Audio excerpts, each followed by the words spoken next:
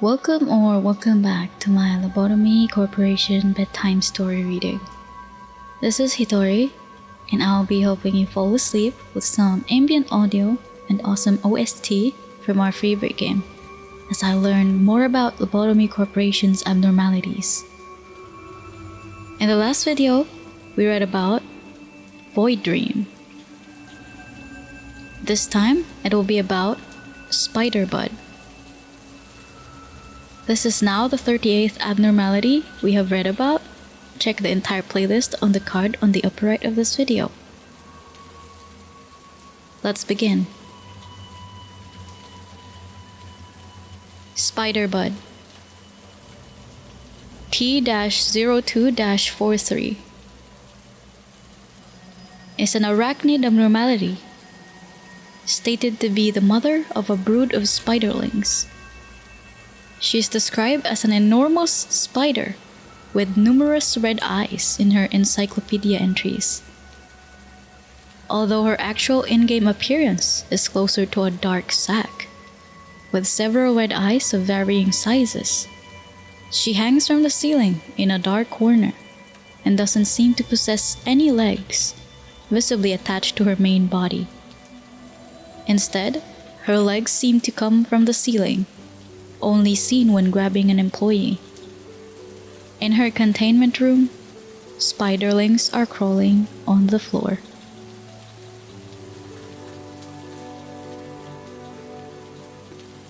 Ability. Spider Bud's special ability triggers when an employee finishes a work and has Prudence level 1 or performs insight work. When activating her ability, Spider Bud will descend from the ceiling and face the employee, capturing them in her web and wrapping them into a cocoon. They will be considered dead. The cocoons increase the amount of PE boxes by 1 per cocoon given to the energy quota when the work is completed. The amount of cocoons does not affect the unique PE boxes given at the end of work, nor the maximum and minimum PE boxes the abnormality will give. It will not display 1 PE boxes on the upper left of the containment room when there is 1 cocoon and performing insight. However, it will give 1 PE box to the quota. Story.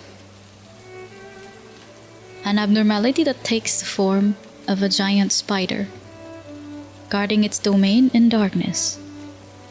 It's difficult to see the abnormality with bare eyes. Small spiderlings skitter around the floor. Our proud employee, Peter, entered the abnormality's containment unit one day. When he shone the flashlight on the floor, small spiders skittered away from the light. When Peter squashed one of the spiderlings by accident, a giant spider descended from the ceiling. Peter was dragged to the ceiling in only a moment.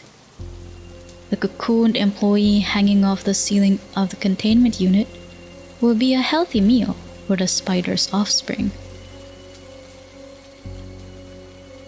Unsurprisingly, not a single employee volunteered to retrieve the corpse of their cocooned colleague. Excerpt from an animal encyclopedia. A fact often overlooked by many is that victims trapped in a spider's cocoon are actually not dead. The prey is in fact slowly dying within. Their death is postponed so that they can be kept fresh for later consumption. A spider's poison contains a toxin that permanently damages the heart, eventually leading to death. Insects trapped in the pitch-black cocoon have no choice but to wait for the spiderlings to feed on them, feeling their heart beat slower and slower. Omitted. Excerpt from the head of the Welfare Department's letter. We do appreciate your suggestion. However, our own research indicates that your concerns are unlikely to be true. Furthermore, it is proven that the presence of a cocoon in the containment unit increases the energy output. For these reasons, we will not implement a rescue procedure for employees who are caught by the spider bud, as it is against our interest. However, we will allocate more resources into researching the specimen in the future, as per your opinion. Please be advised that disrupting the atmosphere of our workspace by spreading unconfirmed rumors is against the code of conduct and may even be subject to penalties, including dismissal. Lobotomy always values the welfare and voices of its employees. Head of the Welfare Department, Lobotomy Corporation. There's an eerie rumor spreading among employees. It's not out of the ordinary for a rumor to spread in a company like this. But it is interesting that the number of alleged witnesses seem to multiply. The rumor says the following.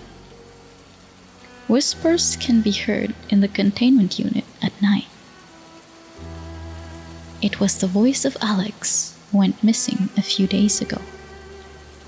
They say the voice wept in terror, asking to be saved from the darkness.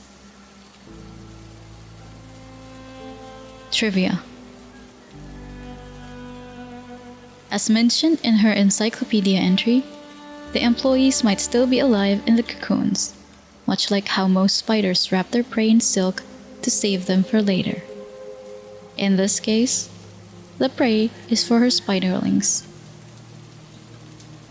Spider Bud's alternate name, Brood Mother, is used in one of the encyclopedia entries. The first letter in her subject number classifies her under trauma, which could be due to Spider Bud's reaction of hunting people as prey once they've squashed and killed her children. This abnormality may also represent the common fear of spiders, aka arachnophobia. This is the only abnormality whose containment unit is very dark. This is one of two abnormalities that hang from the ceiling.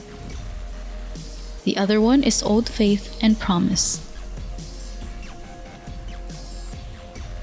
Unlike the legacy version of the game, Spider Bud does not react to agents' work differently in relation to their gender.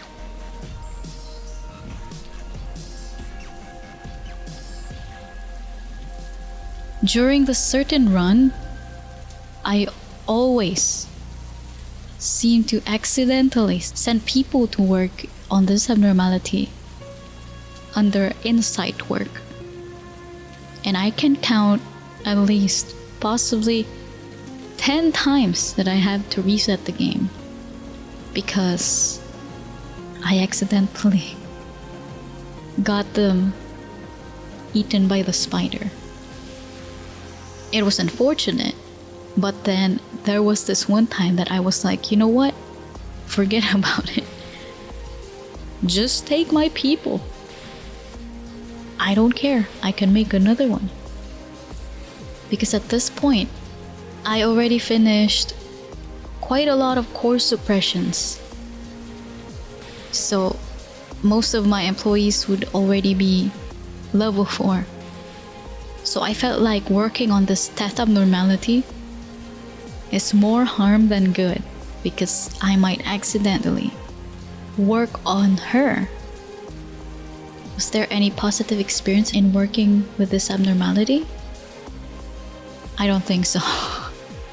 Might as well work on he or wow abnormalities where you can get more energy and more experience for your employees.